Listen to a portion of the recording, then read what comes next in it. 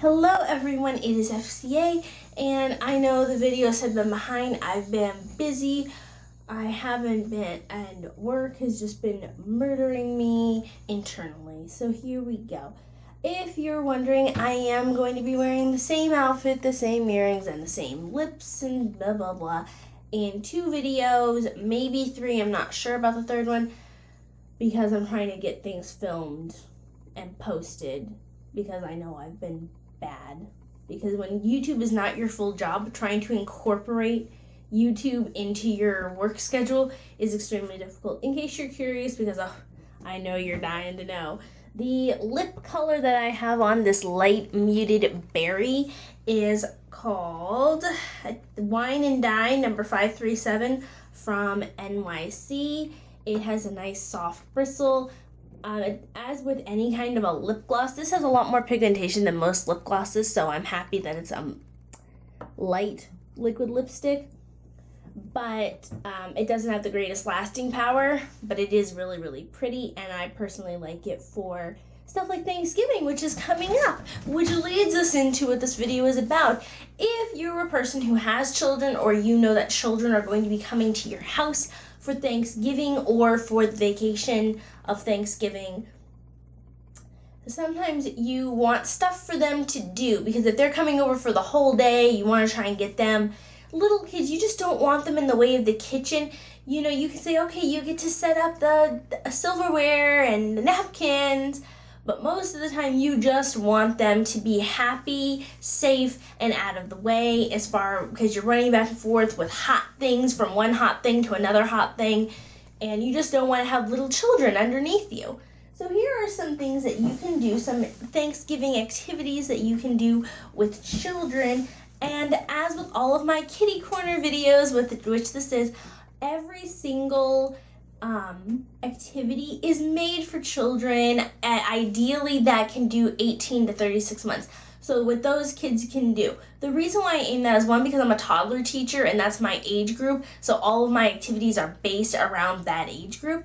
These could be modified for people in preschool, for kids who are in older grades, but with toddlers, and you could even get away with 12-month-olds with some of these projects, but you have to keep in mind that they don't have all the dexterity and mobility and control of their hands as older people do. So a lot of times they're gripping crayons and things like this, they're paintbrushes like this, and so they don't have the ability to do detail work. So you need stuff that can be done in globs and hurry. Of course, you can always go with, here's a bunch of paper, here's some crayons, go to it, children. But to up that a little more, this is a paper activity tablecloth. So almost every family I know that has children coming, there's the adults table, and then there's the children's table. The children's table doesn't have food on it except for what's on their plate, because otherwise you're just asking for mess that we don't need. This is very inexpensive. You could probably find this at Joann's. You could find this at most drugstores.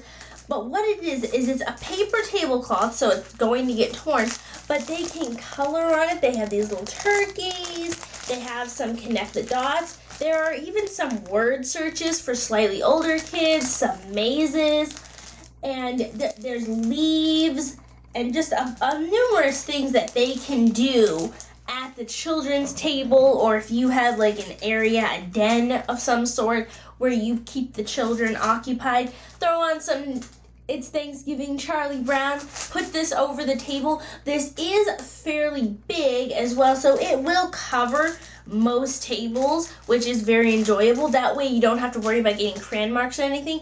By the way, if you do get crayon marks or anything, invest in some Mr. Clean magic erasers, or even the off-brand of Mr. Clean, the little just eraser sponges. They do miracles with crayons. If you have children and you have crayons, Mr. Clean magic erasers, or the definitely a necessity. No, I'm not sponsored by anything.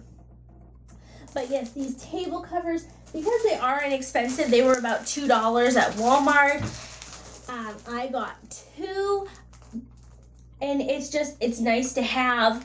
Like I said, they can color all over the whole thing, and at the end of it, you can cut out the pieces and give to their parents, whatever.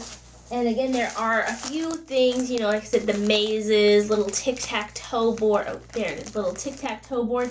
Just stuff for them to do, for the kids to do, to get them out from underneath your feet in the kitchen and dining room. Next is this. This is a turkey.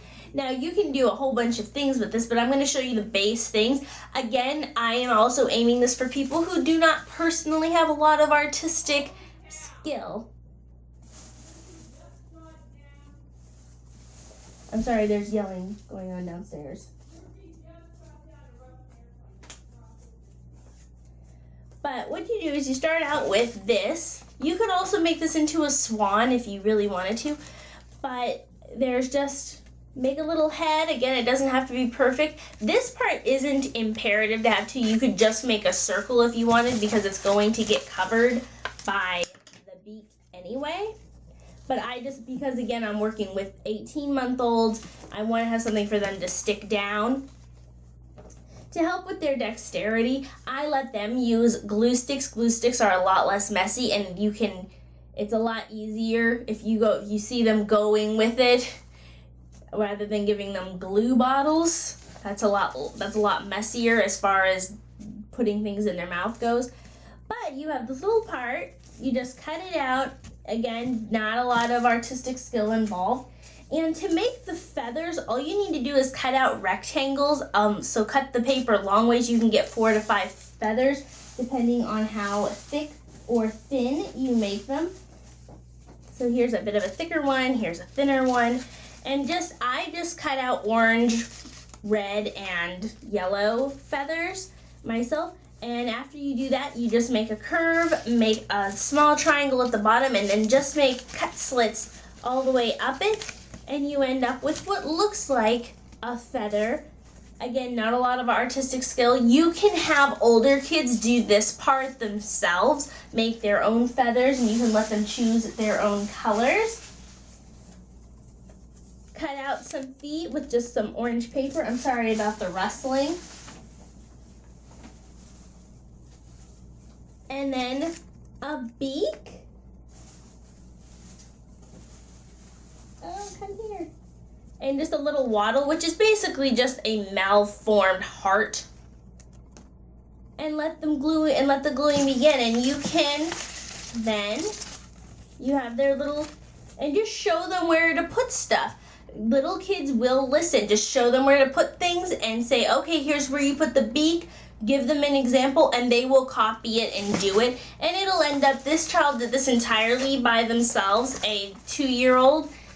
And I just gave them some guidance. Let them put the feathers where they want, however they want. You might end up with some sideways feathers or some angled feathers, but just let them do it and still hang it up. Again, that helps them with encouragement, feeling good about themselves, and giving them some innovation.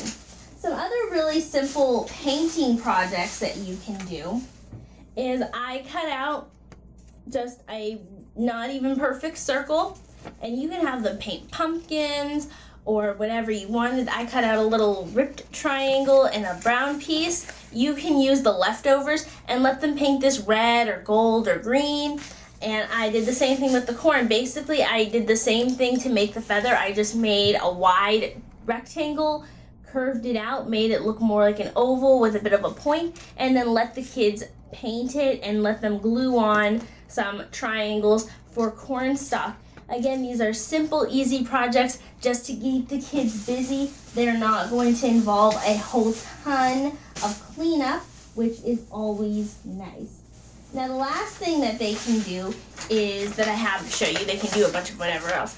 This is a cornucopia, so not the best drawn. Again, I just squiggled on some circles. The kids are going to be putting glue on this, and then just cut out some shapes for them. So I have a little squash that they can glue on there, an orange or a pumpkin or both. You can even do these back-to-back days and let their corn and their apples be on there.